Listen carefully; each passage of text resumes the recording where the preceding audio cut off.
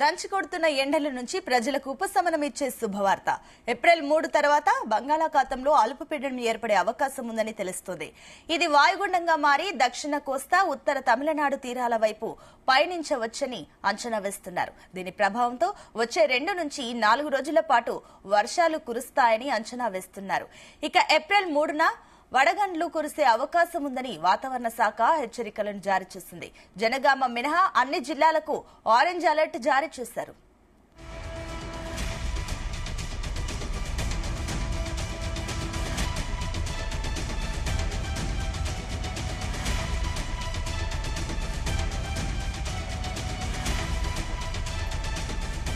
ఇక ఎండల నుంచి అల్లాడుతున్న తెలుగు రాష్ట్ర ప్రజలకు శుభవార్త అని చెప్పాలి. ఇక ఏప్రిల్ 3 తర్వాత బంగాళాఖాతంలో స్వల్ప మార్పులు చోటు చేసుకుంటున్నాయి.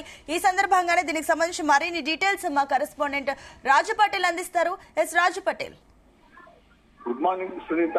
తెలంగాణలో వాతావరణంలో పలు మార్పులు రాబోతున్నాయి. ఎందుకంటే సడన్ గా గత మన ఒక 1 వీక్ నుంచి చూసుకుంటే ఒక 3 రోజులు ఎండలు, ఒక 2 రోజులు చల్లని వాతావరణం, మళ్ళొక 3 రోజులు ఎండలు, ఇలానే మనకు ఒక 10-15 డేస్ నుంచి వాతావరణం కొన్ని మార్పులతోటి ఉంటుంది. అదే విధంగా హైదరాబాద్ వాతావరణ శాఖ చెప్పినటువంటి ఇన్ఫర్మేషన్ ప్రకారము మనకు 3వ తారీఖు తర్వాత ఏప్రిల్ 3 నుంచి వాతావరణంలో మరికొన్ని మార్పులు ఉండే అవకాశం ఉంది. ఎందుకంటే మనకు బంగాళాఖాతంలో ఏర్పడినటువంటి అల్పపీడనము అది వాయుగుండంగా మారనుంది. వాయుగుండం కాస్త మన దక్షిణ కోస్తా నుంచి ఉత్తర తమిళనాడు వైపు అది ప్రయాణించింది. దాని ప్రభావంతో మన తెలంగాణలోని దాదాపు తెలంగాణ వ్యాప్తంగా అంతటా కూడా వాతావరణంలో మార్పులు జరిగి వడగళ్లతో కూడినటువంటి వర్షం పడే అవకాశం ఉందని కూడా వాతావరణ శాఖ చెప్పింది. సో అదే పరిస్థితి మనకు కనిపిస్తుందని చెప్పవచ్చు.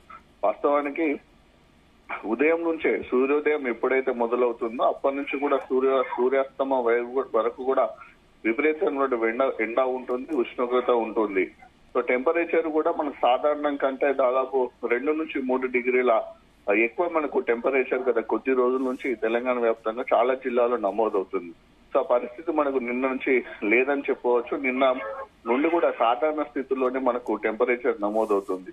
సో దీని కారణము మనకు బంగాళాఖాతంలో ఏర్పడేటువంటి అల్పపీడనమే ప్రభావంగా మనం చెప్పవచ్చు. దాని ప్రభావం కారణంగా తెలంగాణలోని అన్ని జిల్లాలో ఒక వడగళ్లతో కూడినటువంటి ఒక మోస్తారు పాటు వర్షాలు పడే అవకాశం ఉంది. దీంతో రైతులకు పెద్ద ఎత్తున ఇబ్బంది ఏర్పడే అవకాశం ఉంది. ఎందుకంటే మనకు విపరీతమైనటువంటి ఉష్ణోగ్రత, వడగాలులు, హీట్ తోటి ఇబ్బంది పడ్డటువంటి ప్రజలకు సో అంటే వాతావరణం కొంచెం చల్లగా ఉండడము, వేడి నుంచి ఉపశమనం లభించిందనే చెప్పవచ్చు. కాకపోతే ఏంటంటే ముఖ్యంగా వ్యవసాయానికి సంబంధించినటువంటి పనులకు ఏర్పడిపోయేటువంటి ఏదైతే అల్పపీడనం మన వాయుగుండంగా ఏర్పడుతుందో వాయుగుండంగా ఏర్పడినప్పుడు మనకి ఈదురుగాలు వీస్తాయి. ఈదురుగాల ప్రభావంతో కూడా మనకు వడగళ్ళు పడతాయి. సో దీంతో పంటలకు నష్టం ఎక్కువగా ఉంటుంది. ఇప్పుడు ప్రధానంగా మనకు వరి పంట కోతకు వచ్చేటుంది. చాలా చోట్ల కూడా ఇప్పుడిప్పుడే వరి కోతలు కూడా ప్రారంభమయ్యాయి.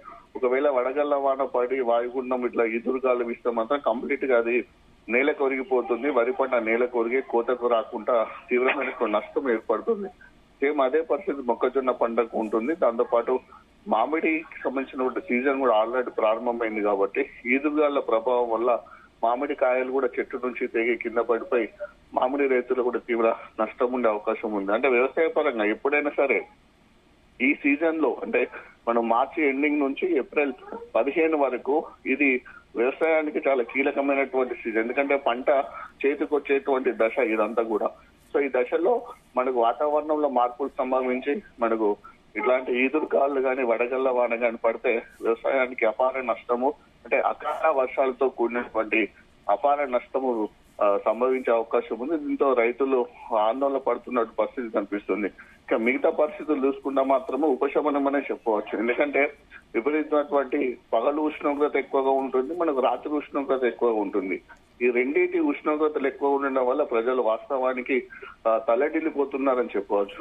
డే అంతా వేడి ఉంటుంది, రాత్రి కూడా ఉక్కపోత ఎక్కువగా ఉంటుంది. సో రెండింటితోటి ఇంట్లో ఉండలేక అటు నైట్ సరిగా పడుకోలేక కూడా చాలా ఇబ్బందులు పడుతున్నటువంటి పరిస్థితుల నుంచి రాబోయే ఏప్రిల్ 3 నుంచి వాతావరణంలో మార్పులు రావడము కొంచెం ఉపశమనం అని చెప్పవచ్చు. కాకపోతే ఏంటంటే భారీగా మాత్రం వర్షాలు పడితే వడగళ్ళు వాన కనుక పడితే వ్యవసాయాన్ని మాత్రము చాలా రైతులు నష్టపోయే అవకాశం ఉంది. అయితే రాజు పటేల్, మరోపక్క చూస్తే కూడా అటు విదేశాల్లో కూడా మయన్మార్ లాంటి దేశాల్లో భూకంపాలు వస్తున్నాయి. మరోపక్క ఇక్కడ తెలుగు రాష్ట్రాల్లో అనూహ్యంగా వాతావరణంలో కొన్ని మార్పులు వస్తున్నాయి. 3 రోజులు ఎండలు, 3 రోజులు వర్షాలు. దీనికి సంబంధించి ప్రజలేమైనా భయభ్రాంతులకు గురవుతున్నారా?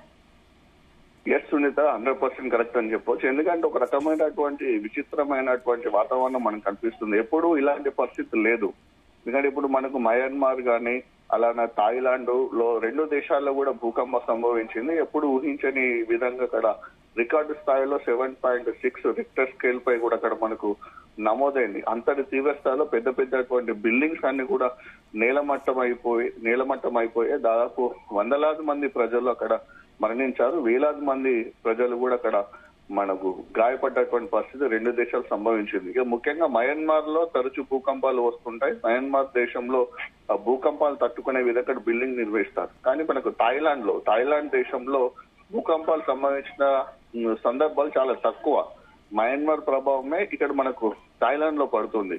సో ఆ ప్రభావం పడింది. ఆ ప్రభావం తోటి అక్కడ మన బ్యాంకాంగ్ పట్టణంలో చాలా ఉన్నటువంటి నష్టం జరిగింది. రోడ్లన్నీ దెబ్బతిన్నాయి, సిగ్నల్ వ్యవస్థ దెబ్బతింది, డ్రైనేజ్ వ్యవస్థ దెబ్బతింది, రోడ్డు రవాణా అంటే 3 రకాల మన మార్గాలు ఉంటాయి. ఇటు రోడ్డు, వాయు మార్గము, రైల్వే 3 రకాలటువంటి ట్రాన్స్పోర్ట్ సిస్టమ్ మొత్తం కూడా దెబ్బతింది. చాలా బిల్డింగ్స్, ఇండ్లు అన్ని మొత్తం కూలిపోయాయి. దాంతోపాటు తీవ్రమైనటువంటి అపార నష్టం అక్కడ సంభవించింది. అంటే మన బ్యాంకాంగ్ అంటేనే టూరిస్ట్ ప్లేస్, టూరిస్ట్ సంబంధించినటువంటి పెద్ద రిసార్ట్స్ కానీ స్పాట్స్ కానీ అన్ని కూడా దెబ్బతిన్నాయి.